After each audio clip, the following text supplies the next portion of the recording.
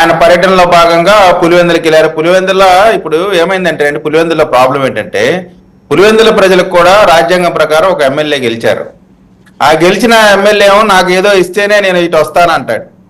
అక్కడ ప్రజల యొక్క సమస్యలు తీర్చడానికి మరి ఎన్డీఏ కూటమిగా మా పైన బాధ్యత ఉంది కాబట్టి ఇప్పుడు అలకపాన్పు దిగే వరకు ఎవరు జగన్మోహన్ రెడ్డి గారు అక్కడ ఉన్నటువంటి ప్రజలకి మరి వాళ్ళని అడ్రస్ చేయాల్సిన బాధ్యత మా పైన ఉంది కదా.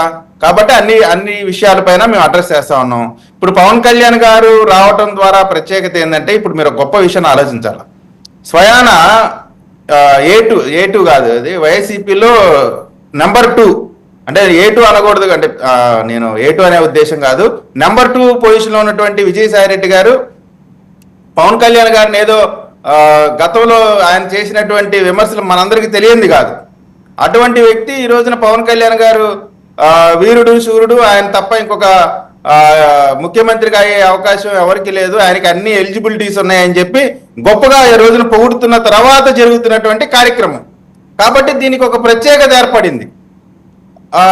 ఈ సందర్భంగా ఇవాళ పవన్ కళ్యాణ్ గారి గురించి చెప్పారు, రేపొద్దున చంద్రబాబు నాయుడు గారి గురించి చెప్తారు, తర్వాత జగన్మోహన్ రెడ్డి గారితో పాటు కలిసి చేసినటువంటి నేరాలు మొత్తం కూడా విజయసాయి రెడ్డి గారు మన ఇతను ఉన్నాడు కదా బాబాయ్ కేసులో అప్రూవల్, ఆ టైపులో విజయసాయి రెడ్డి గారు కూడా అప్రూవల్ గా మారి గతంలో చేసినటువంటి నేరాలకు సంబంధించి అన్ని కూడా ఆయన కన్ఫెస్ చేయబోతా ఉన్నాడు. అంటే ఇది ఈ ప్రత్యేకత ఎందుకు వచ్చింది అనే దానికి ఇది ఒక ప్లాట్ఫామ్.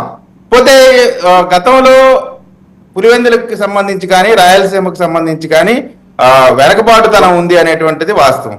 పులివెందులకి 2014 నుంచి 19 వరకు పులివెందుల వరకు సమాధానం చెప్పాలి. విశాఖ డ్రగ్స్ గురించి సమాధానం చెప్పాలి. ఆ రోజు వెయిట్ అండి మీరు మాట్లాడుతున్న వాళ్ళు ఇంటరప్ట్ చేయలేదు కదా, ఇస్తాను మీకు, మీరు చెప్తారు కానీ ప్లీజ్. చాలా వాటికి మీరు సమాధానం చెప్పాలి. మీరు చెప్పాల్సిన సమాధానాలు చాలా ఉన్నాయి. మీరు చెప్పాల్సిన సమాధానాలు చాలా ఉన్నాయి, వాటన్నిటికీ చెప్పండి, తర్వాత నేను చెప్తాను. కానీ తొందరపడ మాకండి, ముందుంది ఇంకా క్రొకడైల్ ఫెస్టివల్ ముందుంది, ఇప్పుడే స్టార్ట్ అయింది. పొయ్యి వెలిగించారు అంతే, ఇప్పుడు పొయ్యి జస్ట్ వెలిగించారు. మంట పెడితే ఒక్కొక్కరికి ఆ వేడి తగులుతా ఉంటుంది చూడండి, అప్పుడు తెలిసింది మంట యొక్క క్రాస్ టాక్ వద్దండి, క్రాస్ టాక్ వద్దు, టైం వేస్ట్. మీరు మాట్లాడుతున్నప్పుడు వాళ్ళు ఇంటరప్ట్ చేయలేదు కదా, ఇస్తాను మీకు. వెయిట్ తప్పు అని చెప్పి తేలింది కదా, దానికి సమాధానం ఏం చెప్తారు సార్? ఓకే, దానికి సమాధానం చెప్పిన తర్వాత ఏదైనా మాట్లాడమని ఎవరు ఏం చెప్పాలో నువ్వు కాదు కదా. ఇప్పుడు శేఖర్ రెడ్డి కాదు కదా డిక్టేట్ చేయాల్సింది. నీ డిక్టేటర్షిప్ ఇక్కడ పనికిరాదు. ఇట్లా డిక్టేటర్షిప్ చేసే కడప జిల్లాలో మీకు ఇచ్చిన ప్రజలు ఇచ్చినటువంటి తీర్పు మీరు గుర్తు తెచ్చుకోండి. కడప జిల్లాలో ప్రజలు ఏ విధమైనటువంటి తీర్పు మీకు ఇచ్చారు? మా అడ్డా ఇద్దరు మాట్లాడితే ఒక వాయిస్ రాదు, మీ వాయిస్ బ్రేక్ అయితే మళ్ళీ వాయిస్ రాదంటారు. మీరు వెయిట్ చేయండి, నేను ఇస్తాను. ఎవరో ఒక్కరే మాట్లాడండి. మీ వాయిస్ రావట్లేదు, మీరు మాట్లాడినా వేస్ట్. మీ వాయిస్ రావట్లేదు, రెండో వాళ్ళు మాట్లాడితే వాయిస్ రాదు. క్లియర్ ఇది, అది ఎవరు మాట్లాడినా అంతే. ఒకరు మాట్లాడుతున్నప్పుడు వేరే వాళ్ళు ఇంటరప్ట్ చేస్తే వాయిస్ రావట్లేదు, అదేదో టెక్నికల్ ఇష్యూ ఉంది.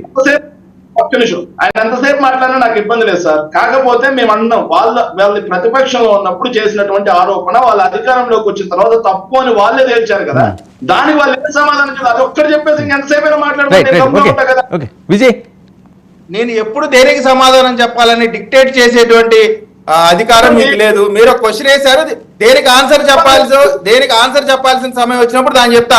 నువ్వు అది చెప్పేది చెప్పనేటువంటి అటువంటి నన్ను డిక్టేట్ చేసేటువంటి అవకాశం మీకు లేదు.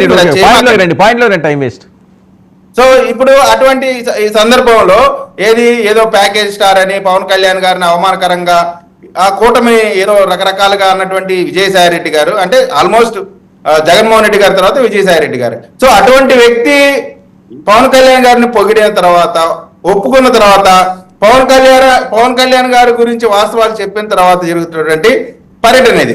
కాబట్టి ఈ పర్యటన కొంత ప్రత్యేకత ఉంటుంది. సో ఇక్కడ ఆయన పవన్ కళ్యాణ్ గారైనా ఎన్డీఏ కూటమైనా రాష్ట్ర అభివృద్ధి కోసం పనిచేస్తాం. ఓకే విజయ్, మరొక విషయం.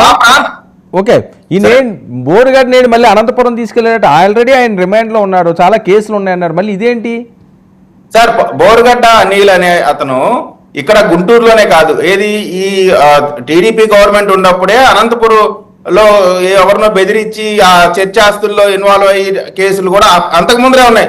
ఈ రోజు అతని పైన పెట్టినటువంటి కేసులు కాదు. అతను విశృంఖలంగా 19 నుంచి 24 వరకు ఒక అచ్చోసిన ఆంబోతు ఇళ్ల మధ్య జనాల మధ్య పడి ఏ విధంగా అయితే విధ్వంసం చేసిద్దో ఆ విధంగా విధ్వంసం చేస్తే ఆ విధ్వంసానికి సహకరించినటువంటి ఆ ప్రభుత్వం ఇప్పుడు ఆ విధ్వంసానికి తాలూకు సంబంధించిన అన్ని లెక్కలు చట్టం తన పని తాను చేసుకుంటూ పోతుంది. ఇక్కడ బోరుగడ్డ అనిల్ ప్రత్యేకత కాదు, ఇంకోరు కాదు, చట్ట వ్యతిరేకంగా చేసినటువంటి అందరిపైన చట్టం తన పని తాను చేసిపోతుంది. అయితే బోరుగడ్డ అనిల్ని ఇప్పుడు డిజోన్ చేసుకుంటున్నారు. 5 సంవత్సరాలు మాత్రం అతన్ని పెంచి పోషించారు, అతనికి కావాల్సినటువంటి అన్ని సదుపాయాలు